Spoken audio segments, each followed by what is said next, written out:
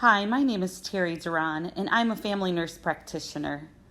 The objectives of this teaching is to talk about common mental health disorders in the elderly with related nursing implications. The World Health Organization defines health as a state of complete physical, mental, and social well-being, and not merely the absence of disease or infirmity. Because mental health is essential to overall health and well-being, it must be recognized and treated in all Americans, including older adults, with the same urgency as physical health. Globally, the population is aging rapidly. Between 2015 and 2050, the proportion of the world's population over 60 will nearly double from 12% to 22%. And it is estimated that 20% of people aged 55 or older will experience some type of mental health concern. The most common conditions include depression, anxiety, severe cognitive impairment, and other mood disorders such as bipolar disorder or schizophrenia. Mental health issues are often implicated as a factor in cases of suicide, and we'll discuss suicide towards the end. Mental and neurological disorders among older adults account for 6.6% of total disability for this age group. Approximately 15% of adults aged 60 and over suffer from a mental disorder. And substance abuse problems among older people are often overlooked or misdiagnosed. As far as risk factors for mental illness, older people experience life stressors unique to older adulthood. There's a significant ongoing loss in capacities and a decline in functional ability that can lead to decreased mobility, chronic pain, frailty, and other health problems. There's events that happen, such as the death of a spouse or family members and friends, which leads to grief and isolation, loneliness and psychological distress.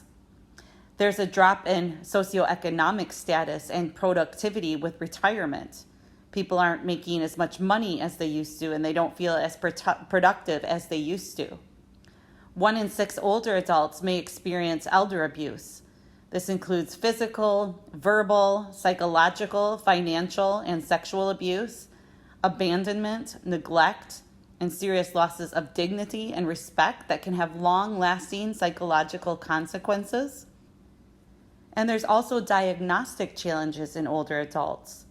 Mental health disorders may be difficult to recognize because they show different symptoms than younger people. For some older adults with depression, sadness is not their main symptom. They may have other less obvious symptoms of depression, or they may not be willing to talk about their feelings. Confusion or attention problems caused by mental health disorders can sometimes look like Alzheimer's disease or other brain disorders, or even vice versa. Early symptoms of brain disorders can present as mood disturbances or psychotic symptoms. Mental health disorders can occur with other serious medical illnesses, such as diabetes, cancer, heart disease, Parkinson's disease, etc. Sometimes medications for these physical illnesses may cause side effects that contribute to depression and anxiety. A doctor experienced in treating these complicated illnesses can help work out the best strategy. And also, older adults suffering from psychopathological and psychiatric problems face a significant risk of admission into a long-term residential care facility. We're first going to discuss depression because it is the most common health disorder in older adults, but it is important to understand that it is not a normal part of aging. In fact, studies show that most older adults do feel satisfied with their lives despite having more illnesses and physical problems. Major depression is classified under mood disorders, which are characterized by disturbances in the regulation of mood, behavior, and affect that go beyond the normal fluctuations that most people experience. Depression will affect 7% of older adults around the world at least once in their lives, and 1/4 of suicides involve people aged 65 years or older. Depression is both underdiagnosed and undertreated in primary care settings. Late life depression affects about 6 million Americans aged 65 and older, but only 10% get treatment. Symptoms are often overlooked and untreated because they co-occur with other problems encountered by older adults. Older adults with depressive symptoms have poorer functioning compared to those with chronic medical conditions such as lung disease, hypertension, and diabetes. Depression also increases the perception of poor health, the utilization of healthcare services, and costs. Causes and risk factors for depression include genetic factors. Depression is 2 to 3 times more common in people with a first-degree relative with the disorder. A personal history of depression. Older adults who had depression when they were younger are more at risk for developing depression in late life than those who did not have the illness earlier in life. There are biological factors, so age-related brain changes and disease-related changes in the brain can make older adults more vulnerable. There are psychological factors. There is an unclear relationship between psychological stress, stressful life events, and depression onset. Pharmacologic factors. Prescribed drugs for certain medical and psychiatric conditions can cause depressions.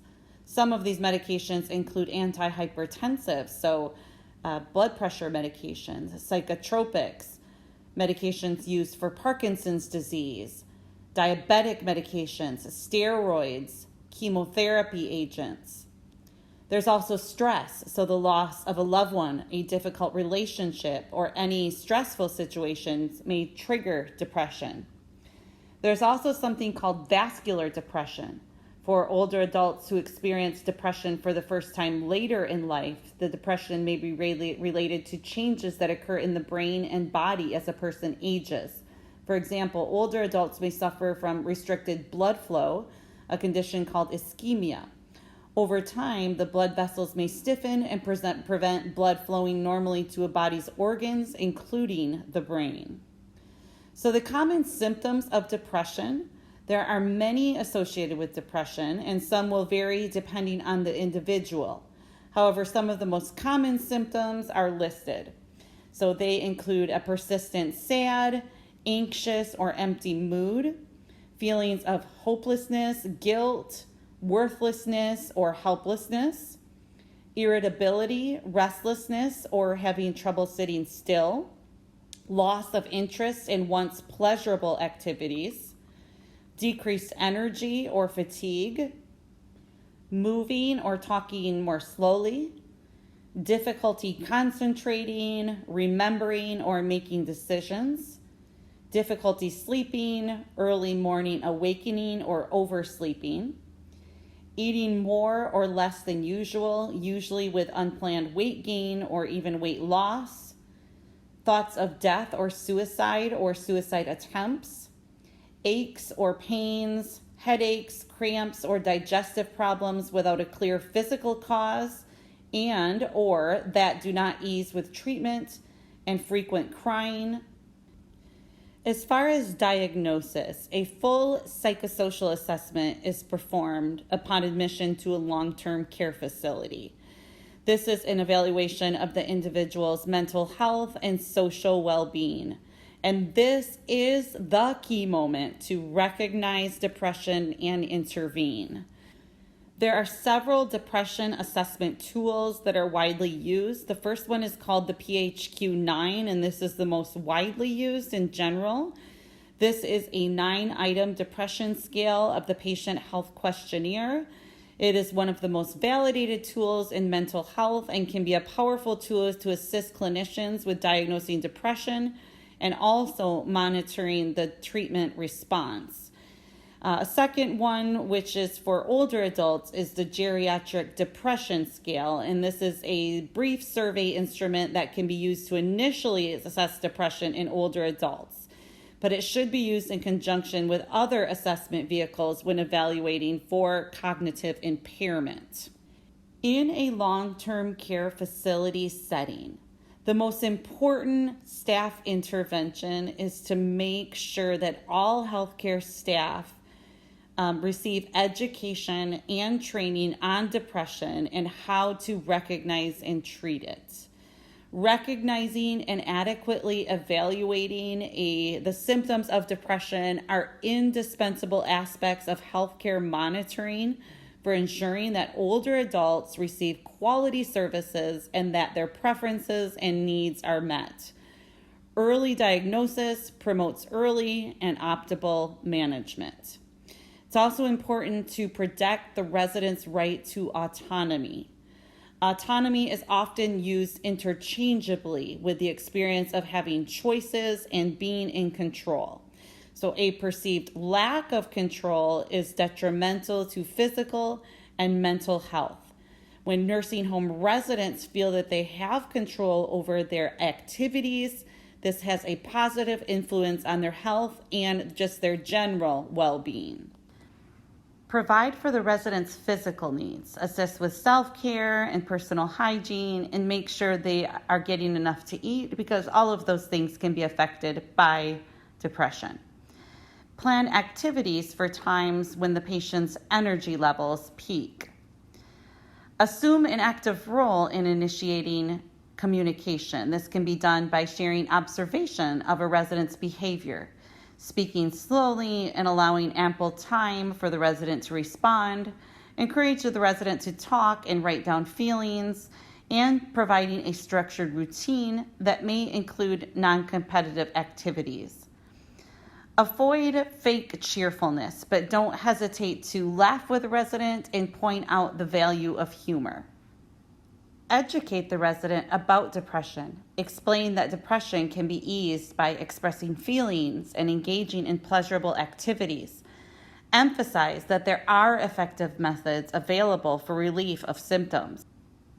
Ask the resident whether they think about death or suicide. And if they answer yes, or if they talk about death or suicide, then you need to signal an immediate need for consultation and assessment to the proper authorities.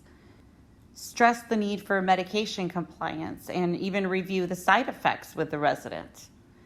And as you're caring for the resident, evaluate the resident's ability to assess the current situation accurately.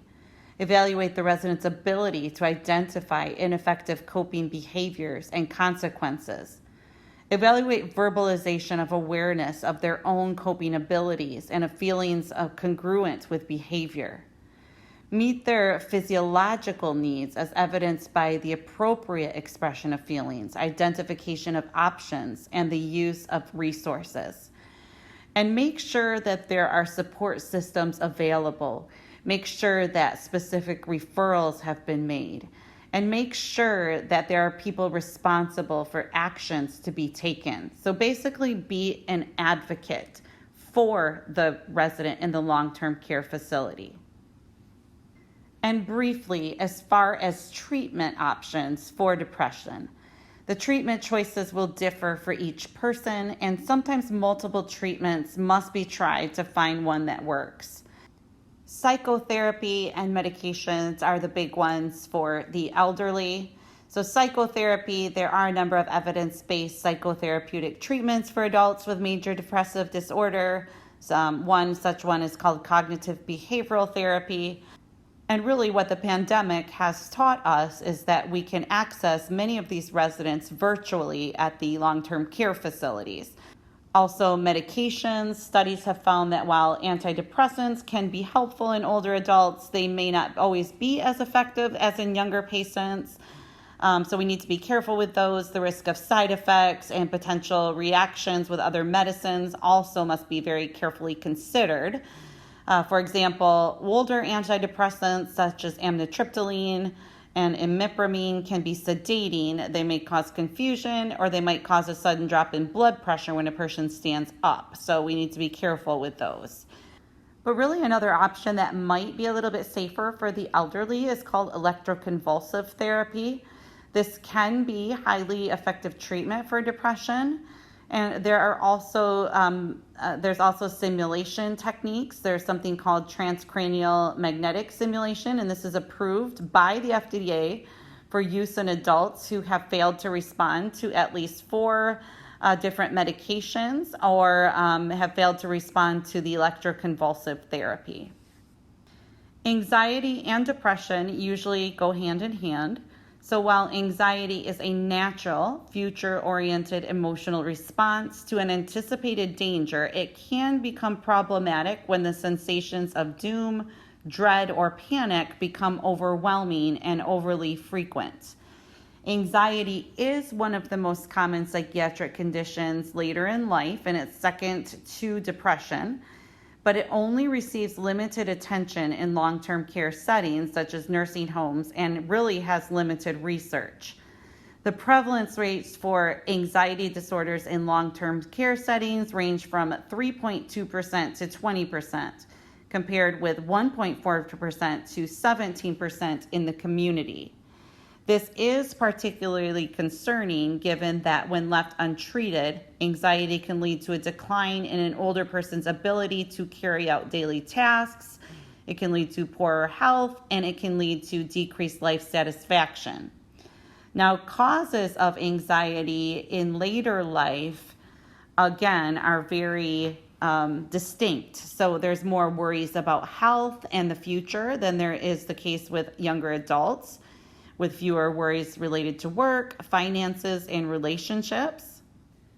Older people with anxiety also appear to have more difficulty concentrating, more difficulty sleeping, and controlling their worry than younger adults, as well as increased restlessness and muscle tension.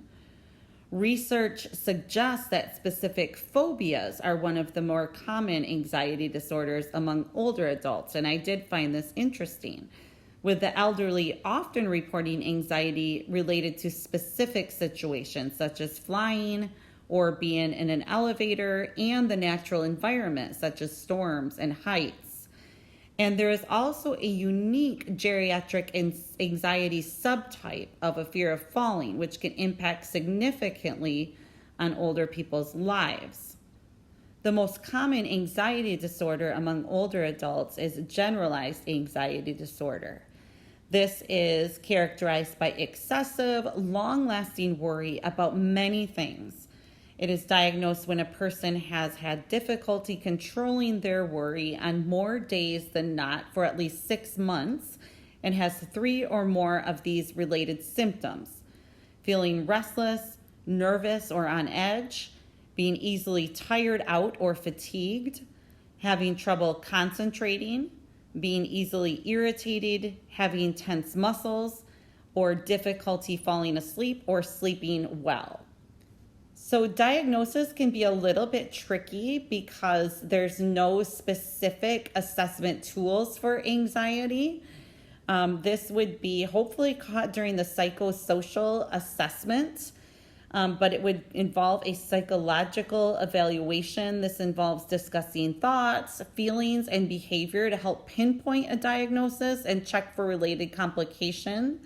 Anxiety disorders often occur along with other mental health problems, like we discussed earlier, such as depression or even substance abuse, which can make the diagnosis more challenging. So there are criteria in the DSM-5, and this is the diagnostic criteria. So many healthcare providers will use the criteria published by the American Psychiatric Association to diagnose an anxiety disorder. In long-term care facilities, all healthcare staff need specific education and training on anxiety and how to recognize and treat it. Recognizing and adequately evaluating anxiety symptoms are indispensable aspects of healthcare monitoring for ensuring that older adults receive quality services and that their preferences and needs are met. So early diagnosis promotes early and optimal management. Really work on establishing a therapeutic relationship with the resident. Be available to them for listening and talking. Display warmth, answer their questions directly. offer unconditional acceptance, and be available and respect the resident and their autonomy. Promote wellness, assist the resident with identifying new methods of coping and disabling their anxiety. Review happenings, thoughts, and feelings preceding the anxiety attack.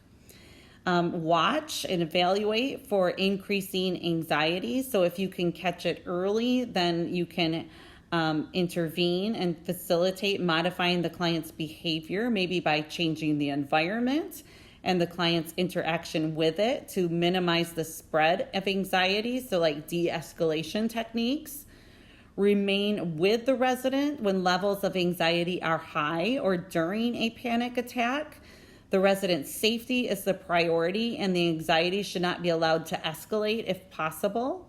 So move the resident to a quiet area with minimal stimuli, such as a small room or a seclusion area with dim lighting and a few people with soft music to minimize external stimuli, which can escalate anxiety. The healthcare worker should also be aware of their own feelings of frustration or impatience with the resident, and maybe separate themselves or call for help to have a few moments to resolve their own feelings. Teach and encourage the resident's participation in relaxation exercises. This would be things like deep breathing, progressive relaxation exercises, and so forth. If all other measures fail and the resident becomes a danger to themselves or others, as-needed medication may be necessary to decrease anxiety to a level at which the resident and the other staff members can feel safe. In general, educate the resident on the fact that long-term medication therapy is an effective treatment for anxiety disorders, and the treatment regimen may include antidepressants and medications for anxiety. And in general, make sure that there is a support system available, that specific referrals to specialists are made, and that whoever is responsible for actions to be taken has been completed. Treatment options include psychotherapy, same as depression, but cognitive behavioral therapy is the most effective form of psychotherapy for anxiety disorders. Cognitive behavioral therapy includes exposure therapy, in which a patient gradually encounters the object or situation that triggers anxiety, so the resident builds the confidence to manage the situation and anxiety symptoms. Also, medications are used, and several types of medications are used to help relieve symptoms, depending on the type of anxiety disorder the resident has and whether they have other mental or physical health issues. For example, certain antidepressants are also used to treat anxiety disorders, and an anti-anxiety medication called buspirone may also be prescribed. In very limited circumstances, a healthcare provider may prescribe other types of medications that are for short-term relief of anxiety symptoms and are not intended to be used long-term. Bipolar disorder is a severe chronic psychiatric disorder that includes both the highs and lows of mood states. Those suffering from the disorder often experience serious functional disability, financial problems, increased thoughts of suicide, and an overall decreased quality of life. And it is now recognized that there is a specific form of bipolar disorder that can develop in older adults.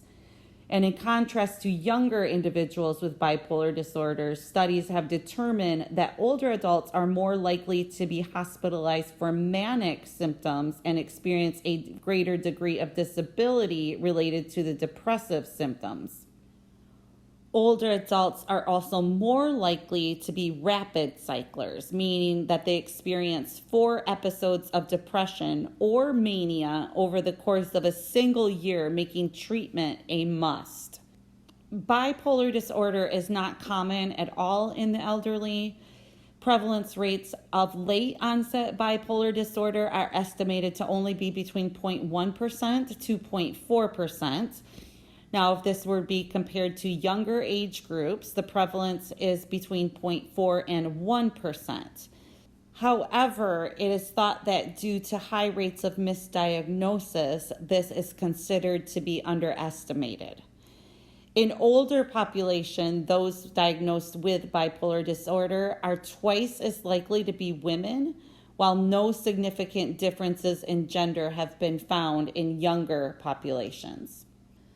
So a lot of times there are also comorbid conditions. So research suggests that certain disorders do occur with late onset bipolar disorder. And these include generalized anxiety disorder, panic, agoraphobia, social anxiety and social phobia, post-traumatic stress disorder, substance or medication-induced anxiety disorder, and even ADHD.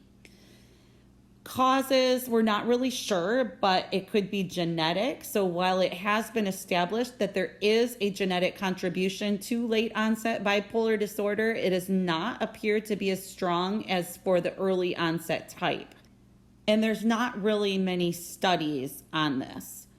Another cause or risk factor is neurological illness. There is some evidence that late onset bipolar disorder is associated with dementia. In cases investigated, dementia preceded the onset of bipolar disorder. Another risk factor is cerebral vascular disease, so strokes or transient ischemic attacks. This would be short blockages of blood flow to the brain leading to minor symptoms of stroke for 24 hours of less. These have been shown to precede the onset of late onset bipolar disorder in a subset of patients. Also, white matter hyperintensities. This represents small lesions found throughout the brain. These lesions have been discovered in the brains of some individuals with late onset bipolar disorder through the use of imaging studies. The symptoms of bipolar disorder in the elderly appear to be more severe and frequent than what is found in younger individuals and account for greater disability. The symptoms of depression include long-lasting sadness, feeling as if moving is an effort or if one is trying to push through water, feeling as if everything around the person is slowed down, disproportionate concerns about the state of one's health, lack of interest in enjoyable activities, frequent episodes of crying with or without cause, feeling as if due to the loss of function or retirement, the person has no worth or value that they can contribute to any area or person in their life, a sense of helplessness over the perceived inability to control anything within their environment. Sometimes there's weight fluctuations. In later life, decreased appetite and weight loss is more common than increased appetite and weight gain. Agitated pacing, inability to sit still, and constant fidgeting, difficulty sleeping. In late life, it is the most likely for the individual to awaken in the early morning and not get enough sleep overall. Difficulty paying attention and concentrating, impaired memory and decision making. These symptoms often cause the individual to conclude that they have dementia, leading to increased depression and severe anxiety symptoms. Numerous physical symptoms such as pain or gastrointestinal problems. Chronic ambiguous physical complaints with no discernible medical cause. Social withdrawal. Excessive help-seeking behavior and becoming overly dependent on others to make important life decisions, being overly demanding and displaying anger outbursts with no detectable cause, confusion and disorientation. The symptoms of mania a lot of times overlap with those seen in younger individuals. There's also some that are unique to presentation in seniors. So symptoms of mania or hypomania include psychomotor agitation. So in the manic stage, this is seen coupled with intense frustration, irritability of other negative external mood indicators. So moving faster than usual, leading to falls and injuries. A decreased need for sleep. This differs from sleep problems in the depressive stage, as in the manic stage, decreased sleep does not lead to feelings of fatigue during the day. being hyperverbal, so being overly talkative, talking in a rambling manner, or speaking in an incoherent manner. Complex paranoid delusion.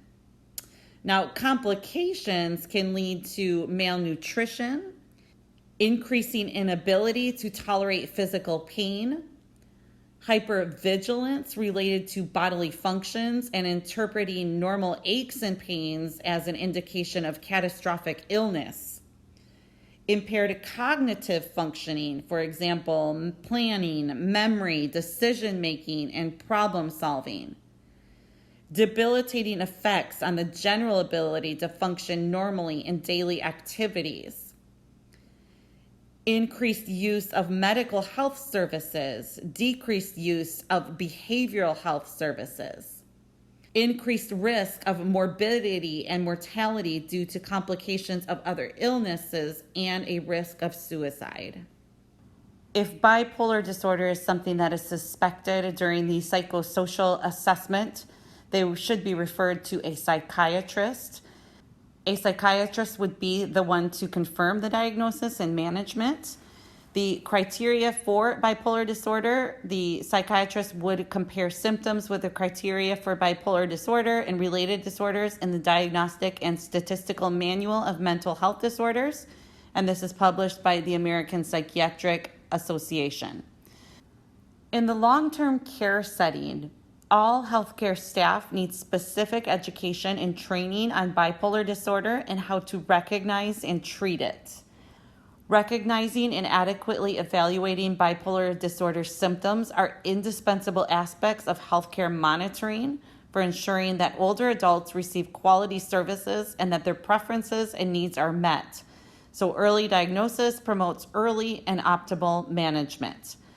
The primary responsibility is to provide a safe environment for the resident and others. For a resident who feels out of control, the healthcare staff must establish external controls emphatically and non-judgmentally. Especially in the case of mania, meet physiological needs. This would be decreasing environmental stimulation, and this may assist the resident to relax, provide a quiet environment without noise, television, and other distractions. Nutrition is always a concern, so finger foods or things the resident can eat while moving around are the best options for nutrition. Also provide therapeutic communication. So residents with mania have short attention spans, so staff need to use simple, clear sentences when communicating. They may not be able to handle a lot of information at once, so staff may need to break down information into many small segments. Promote appropriate behavior, so direct care staff can direct their need for movement into socially acceptable large motor activities such as arranging chairs for a community meeting or even walking. So it's very important that they have a support system available, that specific referrals are made, especially to the appropriate psychological care, to their psychiatrist, and also that there are very specific people who are responsible for the correct actions to be taken to control the bipolar disorder. Now, treatment is, of course, best guided by a psychiatrist who is skilled in treating bipolar and related disorders in the elderly, and a team that includes a psychologist, a social worker, and a psychiatric nurse. The primary treatments for bipolar disorder include medications and psychological counseling, of course, psychotherapy to control symptoms, and may also include education and support groups. Psychotherapy includes cognitive behavioral therapy approaches to help learn new ways of coping with stress and the consequences of living with bipolar disorder. Medications are a little bit different with this because it includes mood stabilizer and antipsychotics. Now, again, we have to be careful with antipsychotics because they can be dangerous for the elderly. We also have to be careful with antidepressants, although they do have their place, but they should also be paired with a mood stabilizer because being on antidepressants can actually flip people over into mania. And also anti-anxiety medications have a place. Now, this whole process of treatment requires patience. So some medications need weeks to months to take full effect, and generally only one medication is changed at a time so that the psychiatrist can identify which medications work to relieve symptoms with the least bothersome side effects. And again, the elderly, this is even more challenging. Medications will often need to be adjusted as symptoms change. Schizophrenia is a serious mental disorder in which people interpret reality abnormally. Schizophrenia may result in some combination of hallucinations, delusions, and extremely disordered thinking and behavior that impairs daily functioning and can be disabling. Approximately 20% of middle-aged and older adults with schizophrenia have onset of their illness after 40. This late onset schizophrenia has somewhat better prognosis and requires lower daily doses of antipsychotics than early onset illness. Now, the good news in older adults with early onset schizophrenia, outcomes are variable, and interestingly, aging tends to be associated with improved psychosocial function, less substance use, decreased psychotic symptoms, reduced risk of psychiatric hospitalization, and improved mental health related quality of life. So that really is good news for those who have struggled with schizophrenia all their lives. Sometimes a gradual tapering and discontinuation of antipsychotics may be possible in later years in a proportion of aging patients with schizophrenia. But among persons aged 60 years and older with mental and substance abuse disorders, schizophrenia ranks third in causes of disability-adjusted life years. Despite that good news, older adults with schizophrenia do have a substantial impact on healthcare costs, with an estimated greater expenditure per person with most other medical and psychiatric disorders. Now, but really, honestly, research on older adults with schizophrenia has been neglected. So when we look at morbidity and mortality, older adults with schizophrenia include individuals with early onset that persists into later life and those with late onset of this condition. There are currently two generations of older adults with schizophrenia. The old, so those who are 75 years and older, and the young old, aged 55 to 75 years. Although more adults with schizophrenia are living longer, their life expectancy is still shorter than that of unaffected individuals. The risk of mortality is 2 to 3 times greater in patients with schizophrenia than in the general population, and this gap has been increasing over past decades. In older adults with schizophrenia, the mortality rate and deaths caused by suicide and accidents are higher than in healthy peers. Older adults with schizophrenia also have higher rates of congestive heart failure, chronic obstructive pulmonary disease, and hypothyroidism than unaffected peers. Now, this is partially due to lifestyle factors such as poor diet, smoking, physical inactivity, as well as antipsychotic drug effects. Schizophrenia involves a range of problems with thinking, behavior, and emotions. Signs and symptoms may vary, but usually involve hallucinations. And hallucinations are the most common feature of schizophrenia. These involve hearing, seeing, smelling, tasting, and feeling touched by things in the absence of stimuli. An example is hearing voices that command the patient to do certain things, usually abusive and self-destructive things. Delusions are also common, and these are fixed, false beliefs. They cannot be changed by logic or persuasion. Disorganized thinking and speech is also common. Effective communication can be impaired, and answers to questions may be partially or completely unrelated. There is extremely disorganized or abnormal motor behavior. There's something called negative symptoms, and this refers to reduced or lack of ability to function normally. For example, the person may neglect personal hygiene, For example, the person may neglect personal hygiene or appear to lack emotion, which means they don't make eye contact, they don't change facial expressions, or they speak in a monotone. Also, the person may lose interest in everyday activities, socially withdraw, or lack the ability to experience pleasure.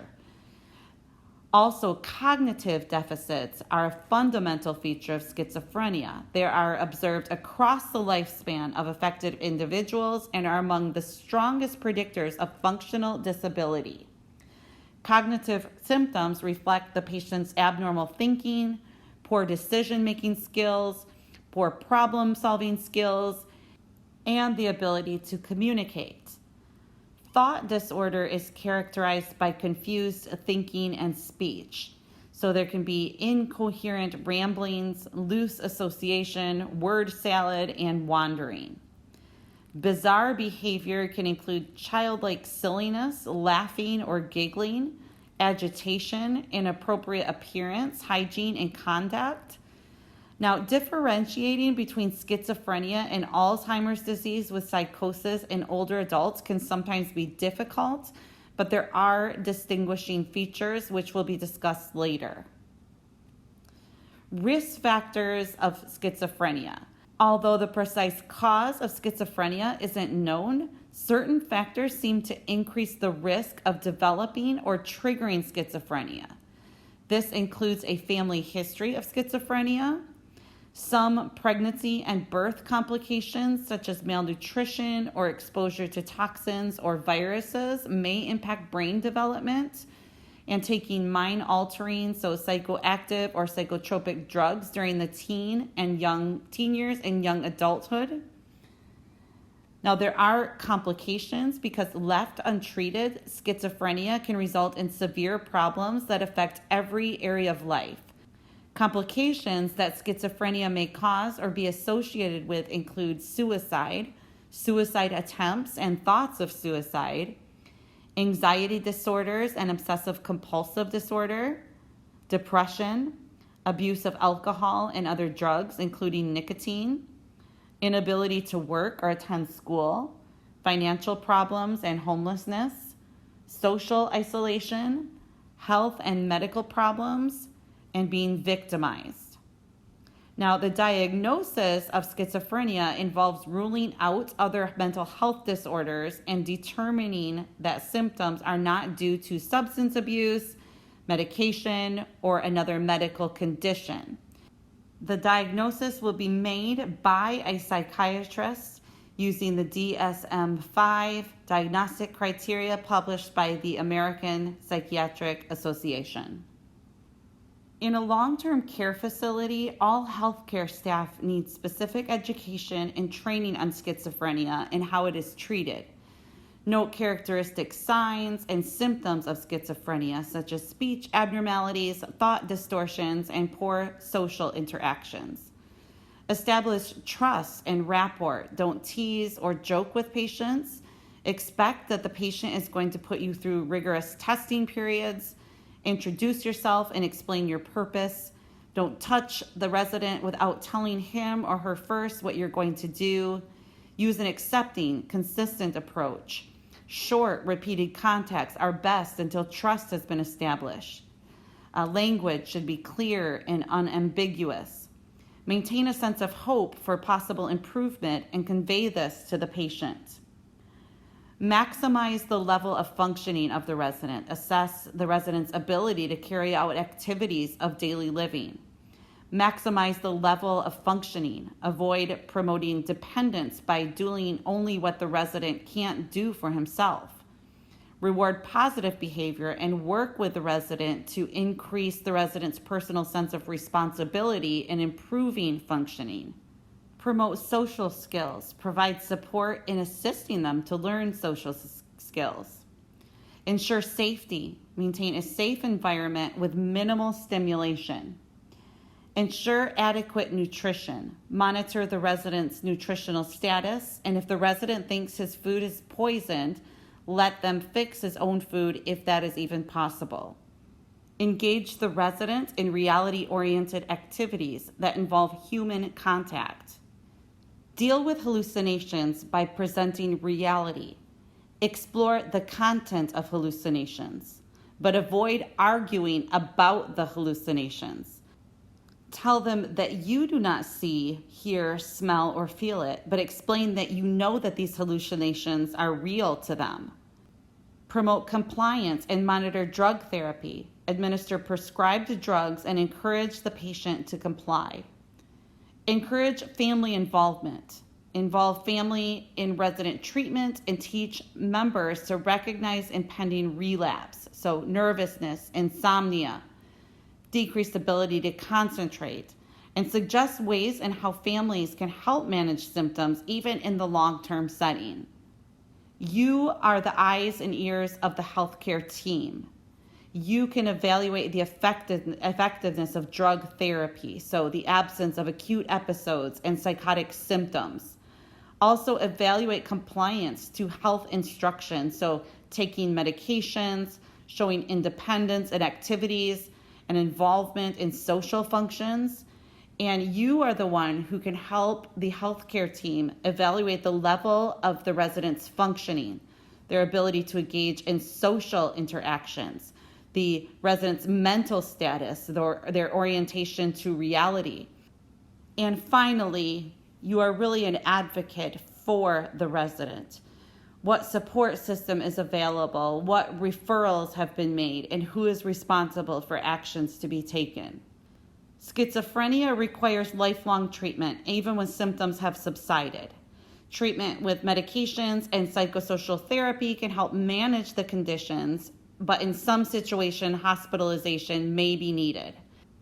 A psychiatrist experienced in treating schizophrenia guides the treatment.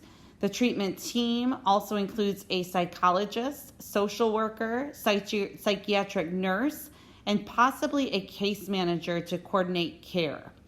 The full team approach may be available in clinics with expertise in schizophrenic treatment. Older adults are more susceptible than younger adults to the adverse effects of antipsychotics. So these drugs can further impair cognitive and functional capacity in older adults with schizophrenia.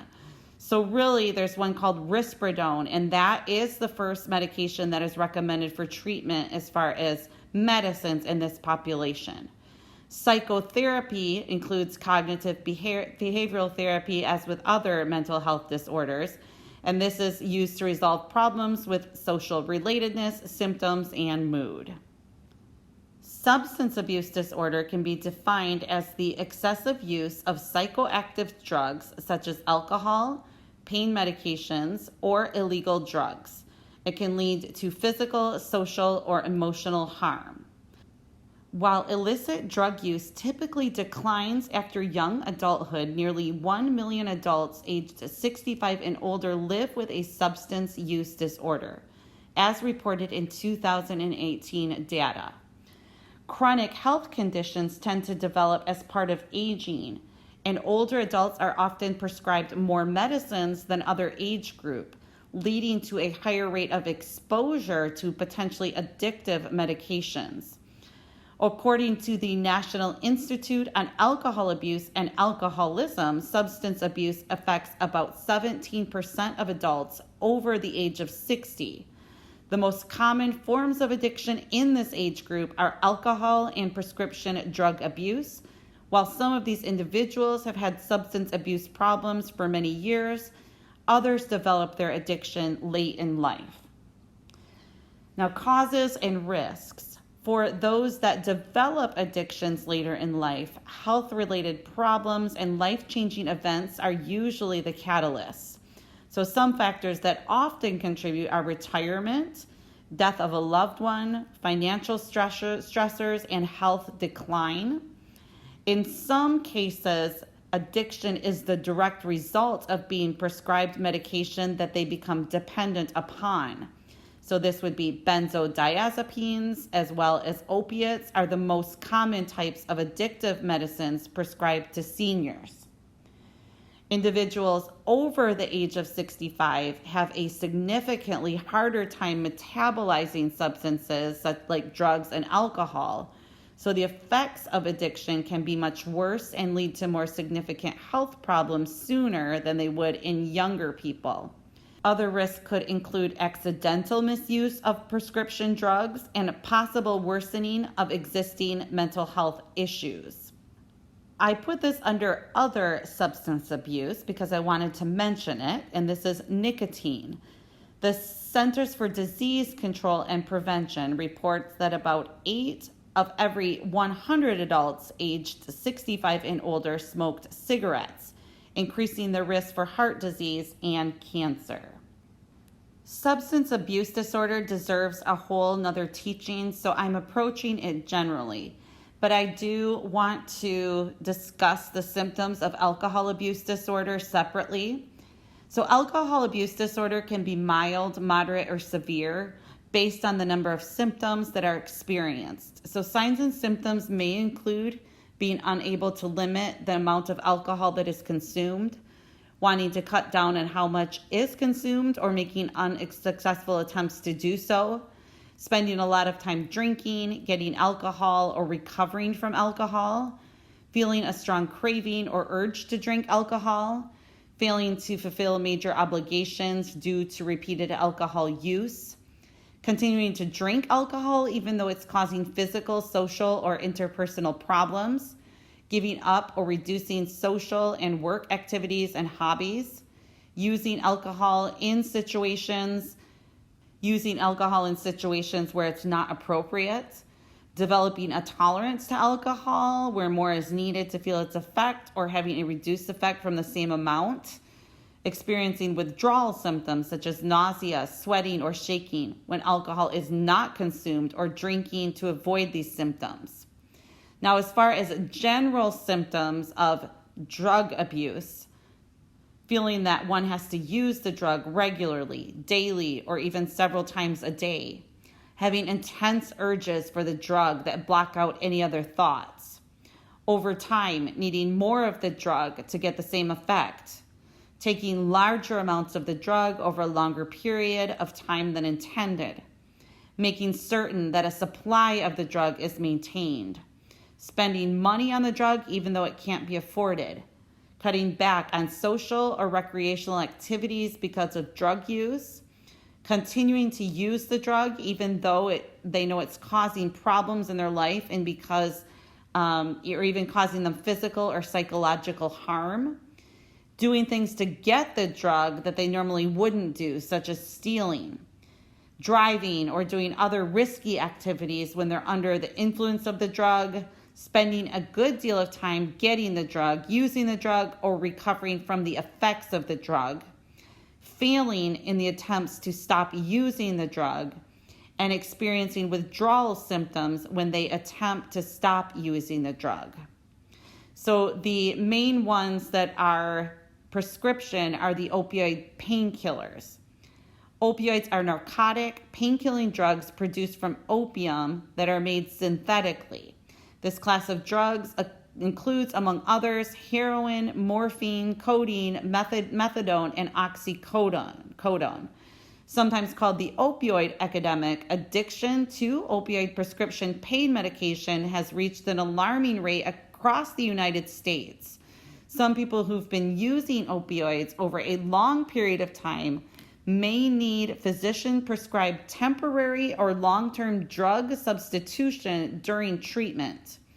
Signs and symptoms of narcotic use and dependence can include a reduced sense of pain, agitation, drowsiness or sedation, slurred speech, problems with attention and memory, constricted pupils, lack of awareness or inattention to surrounding people and things, problems with coordination, depression, confusion, constipation, runny nose or sores, if snorting drugs, needle marks. Also, the benzodiazepines are a big one as far as prescribed medications.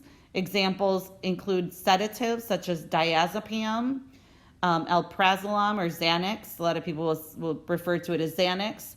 Lorazepam, clonazepam, Librium. There's hypnotics. A big one is sleeping pills. It's zolpidem, which is referred to as Ambien, Sonata.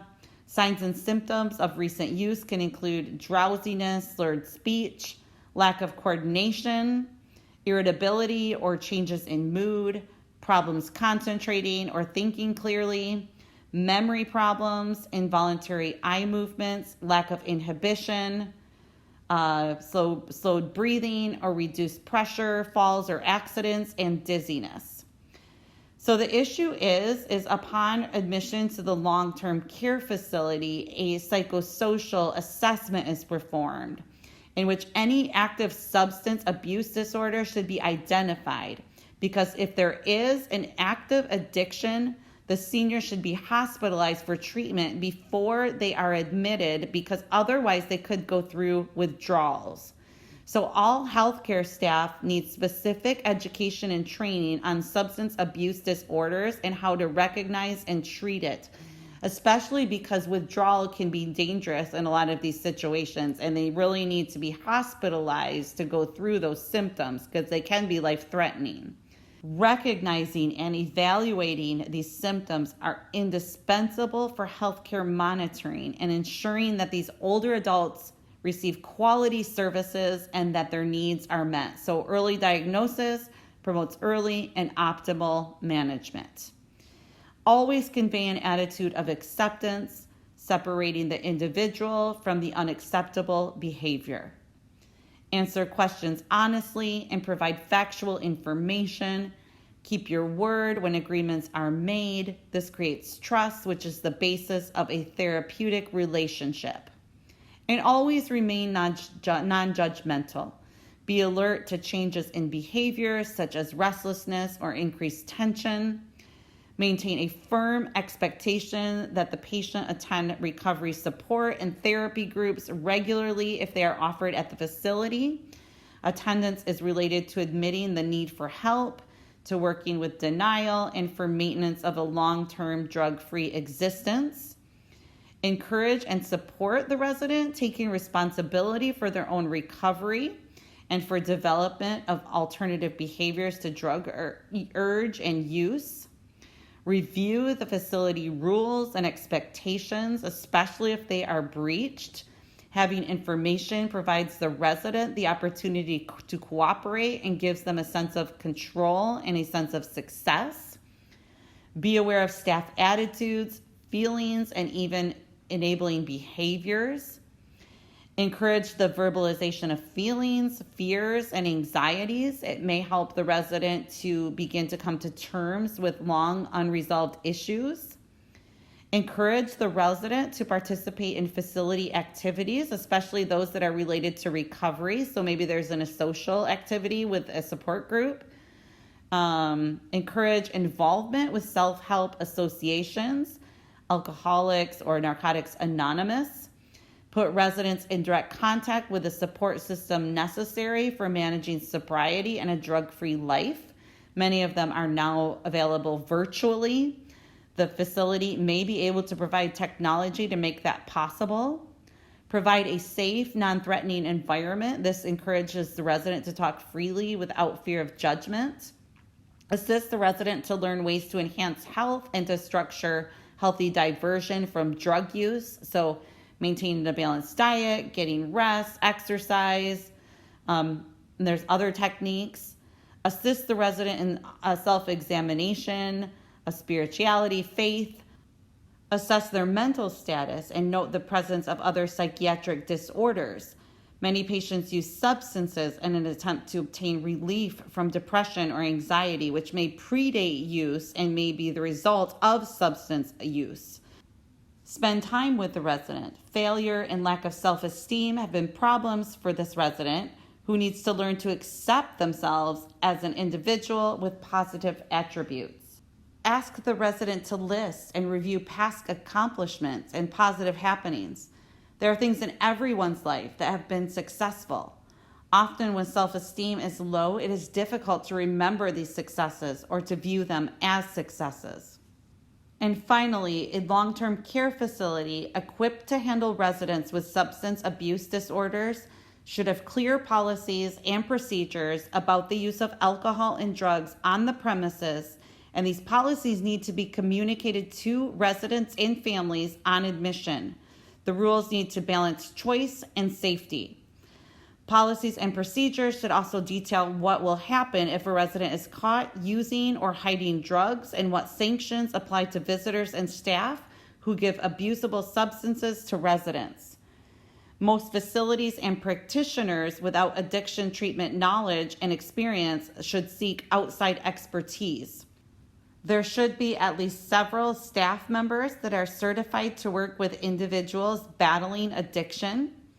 There should be policies and procedures for all medications. Ideally, all medications should be stored in locked cabinets with staff administering the proper dosages throughout the day.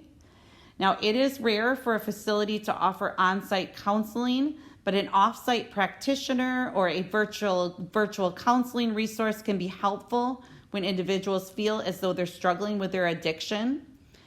Transportation services, it is essential to have affordable, reliable transportation to get to appointments. Mental health resources, good mental health is vital for all seniors, but it is especially important for individuals battling addiction. It is important to have support and resources available to help promote mental health. And the last thing I want to cover is dementia. So dementia is a general umbrella term that is used to describe the loss of cognitive functioning. So this would be thinking, remembering, and reasoning, and behavioral abilities to such an extent that it interferes with a person's daily life and activities. Alzheimer's is the most common cause of dementia and accounts for 50 to 80% of dementia cases. But there are also other types. There's vascular dementia, which is caused by reduced blood flow to various regions of the brain. There's Lewy body dementia. That's a type of progressive dementia that leads to a decline in thinking, reasoning, and independent function because of abnormal microscopic deposits that damage brain cells over time. And this is especially known for its psychotic symptoms. And this is the type of dementia that Robin Williams had when he had his autopsy after his suicide. There's also frontotemporal dementia. There's also a Parkinson's disease dementia that people with Parkinson's can have. And there's also a mixed dementia, which is where brain changes of more than one cause of dementia can occur simultaneously. So I wanted to show you the different types of psychoses that can develop across the different dementia types. I wanted to show you this chart of basically psychotic symptoms involving the different types of dementia. So in Alzheimer's disease, about 30% of patients can have psychoses. Vascular dementia, it's about 15%, but look at Lewy body dementia, it is 75%. In Parkinson's disease, it's 50, so those two types are really high. And frontotemporal dementia is 10%. And if you look at psychotic symptoms, you can see there's a lot of hallucinations and delusions. So a lot of psychotic symptoms can actually show up before somebody is diagnosed with dementia. So there is this chart that does have characteristics of Alzheimer's disease with psychosis compared to those of schizophrenia in older adults. So you can see in Alzheimer's disease, the delusions are the same as far as being persecuted. However, in Alzheimer's disease, the patient will think that something has been stolen or think that their spouse has been unfaithful. In schizophrenia, they'll have a lot of problems with thought control. In Alzheimer's disease, visual hallucinations are more common. In schizophrenia, the auditory hallucinations are more common. In Alzheimer's disease, the presentation, they'll have like a flat affect. There'll be apathy. They can't think of certain words and or thoughts. In schizophrenia, there'll be disengagement, but there will also be apathy. In Alzheimer's disease, a lot of times there's a family history. In schizophrenia, there will be a family history of mental illness. In Alzheimer's disease, there is a progressive decline with aging. in schizophrenia, there will be lots of ups and downs, so the disease fluctuates. So that might help a little bit, but sometimes it's kind of hard to distinguish between whether somebody has an early dementia or if there's an actual mental health disorder. A lot of times early dementia presents as a lot of mental and behavioral changes. The last and most serious subject we're going to be talking about today is suicide in the elderly. And I found this first statistic actually quite shocking. According to the Center for Disease Control, older men have the highest suicide rate of any age group. Men aged 85 years or older have a suicide rate of 45.23 per 100,000 compared to an overall rate of 11.01 per 100,000 for all ages. Also, suicide attempts by older adults are much more likely to result in death, and they are less likely to be discovered than younger adults. Older adults make up 12% of the U.S. population, but account for 18% of all suicide deaths. There are few reliable statistics on suicide in long-term care facilities, but there was one study done by an associate professor of epidemiology at the University of Michigan, and they found that the rate of suicide in these nursing homes was nearly the same as the rate in the general population, despite the greater supervision the facilities provide. Then they took it a step further. They looked at nearly 50,000 suicides among people 55 and older in the National Violent Death Reporting System from 2003 to 2015 in 27 states. They found that 2.2% of those suicides were related to long-term care. The people who died were either people living in or transitioning to long-term care, or caregivers of people in those circumstances. 47% of those cases occurred among persons anticipating in or in the process of transitioning into residential long-term care. So research shows events like losing a spouse or a new cancer diagnosis put people at higher risk of suicide, but close monitoring requires resources that many facilities don't have. Nursing homes also already struggle to provide enough staffing for basic care. Assisted living centers that promote independence and autonomy can miss warning signs of suicide risk. So let's look at some of these risk factors. Depression in older adults that is undiagnosed and untreated. Unrelenting emotional or physical pain. Alcohol and drug dependencies. Other risk factors for suicide in the elderly include a recent death of a loved one, physical illness, disability, or pain, isolation and loneliness, major life changes such as retirement, loss of independence, loss of purpose. Signs and symptoms are things that we all need to be watching for in residents. This would be acquiring a weapon or lethal amounts of medication, death, dying, or suicidal poems, notes, or journal entries, taking unnecessary risks, being reckless or impulsive, neglecting physical appearance, failure to take care of self or follow medical orders, unusual or unexpected visits or calls to family and friends, saying goodbye to people as if they won't be seen again, inability to concentrate or make decisions, talking about or seeming preoccupied with death, constant thoughts of death or hurting oneself, statements like, "I wish I were dead," "I can't take this anymore," "I mess up everything I do," "You would be better off without me," "There's no hope," "Things will never get better," "I'm not sure I'll be around." A sudden sense of calm and happiness after being extremely depressed can mean that the person has made a decision to commit suicide. Giving away personal items and saying goodbye to loved ones. Getting personal affairs in order, so finances and giving away personal effects.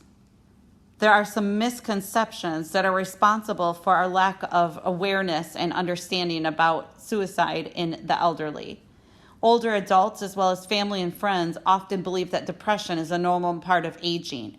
As a result of this misconception, friends and professionals do not always look or listen for warning signs when an older person may be feeling desperate. There's also stigma. Many older adults hide their true feelings and thoughts from their physician, their family, and others because they are embarrassed and fear they will be negatively judged. There's also ageism. Our society tends to value younger people more than older adults. Some older adults are hesitant to share their thoughts of suicide, erroneously thinking that no one will care about their suffering or their future. The most common assessment tool used for suicide risk is the Patient Health Questionnaire, the PHQ-9 that we mentioned earlier. This is a depression screen, which the 9th question asks about suicidal ideation and thoughts. A second one is called SAFE-T. This is a test that focuses on areas of suicide risk as well as suggested treatment options. And a third one is called the Columbia Suicide Severity Rating Scale. This is a suicide risk assessment scale that measures 4 different areas of suicide risks.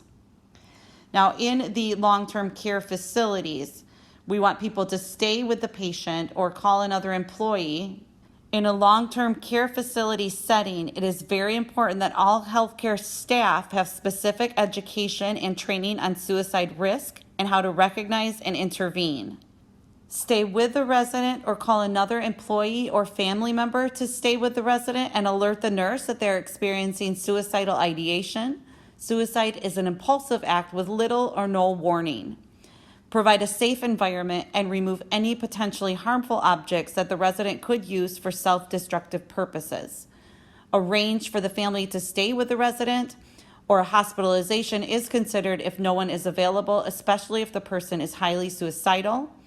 Follow facility policy and procedures that should already be in place for suicide risk. And there are several numbers that are available. There's the National Hope Line Network. The network links crisis centers certified by the American Association of Suicidology. There's a toll-free number. It's 1-800-784-2433.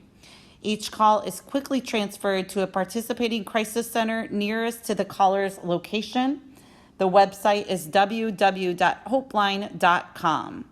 Lifeline is a 24-hour toll-free hotline funded by the federal government that will direct callers to a nearby crisis center. The phone number is 1-800-273-8255 or TALK. There's also the Center for Elderly Suicide Prevention. It is a 24-hour toll-free friendship line to receive emotional support, crisis intervention, and information and referrals. The phone number is 1-800-971-0061, and there is a website available also. People 60 and older can call the Institute on Aging's 24-hour toll-free friendship line at 1-800-971-0016, and they also make ongoing outreach calls to lonely older adults. That is the end of our teaching for today. Thank you for listening, and I hope that you've learned a lot about mental health disorders in the elderly. Again, this is Terry Duran, and I am a family nurse practitioner, and I hope that you have a good day. Thank you so much. Bye-bye.